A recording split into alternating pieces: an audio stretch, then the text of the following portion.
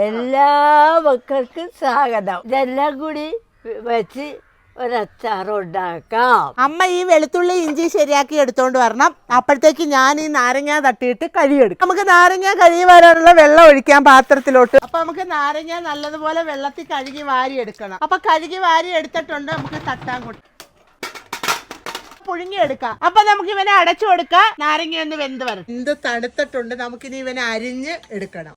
അപ്പൊ ചട്ടി എടുത്ത് പച്ചെണ്ണയാണ് ഒഴിച്ചു കൊടുക്കുന്നത്. അപ്പൊ എണ്ണ ചൂടായി നമുക്ക് കടുക് ഇട്ട് കൊടുക്കാം. നമുക്ക് ഇഞ്ചി ഇട്ട് കൊടുക്കാം. അപ്പം നമുക്ക് വെളുത്തുള്ളിയും കൂടി ഇട്ട് കൊടുക്കാം. നമുക്ക് പച്ചമുളക് ഇട്ട് കൊടുക്കാം. ഇനി നമുക്ക് കറിവേപ്പില ഇട്ട് കൊടുക്കാം. ഇതപ്പോഴാണ് നമ്മൾ ഇതിനകത്തോട്ട് ഇട്ട് കൊടുക്കാൻ പോകുന്നത്. ഇനി നമുക്ക് ഇളക്കി കൊടുക്കാം. അപ്പം നമുക്ക് കുറച്ച് മഞ്ഞപ്പൊടി ഇട്ട് കൊടുക്കാം, ഉലുവാപ്പൊടി ഇട്ട് കൊടുക്കാം, കായപ്പൊടി ഇട്ട് കൊടുക്കാം, ഇനി ഉപ്പ്, എന്നിട്ട് ഇളക്കി കൊടുക്കാം. നാരങ്ങ തട്ടി കൊടുക്കാം. നല്ല അടിപൊളി മണം വരുന്നുണ്ട്. നാരങ്ങ ഈന്തപ്പഴവും കൂടെ ഉള്ള അച്ചാറും നല്ല കട്ട തൈരും കൂടെ പിടിക്കണ്ടേ നമുക്ക്.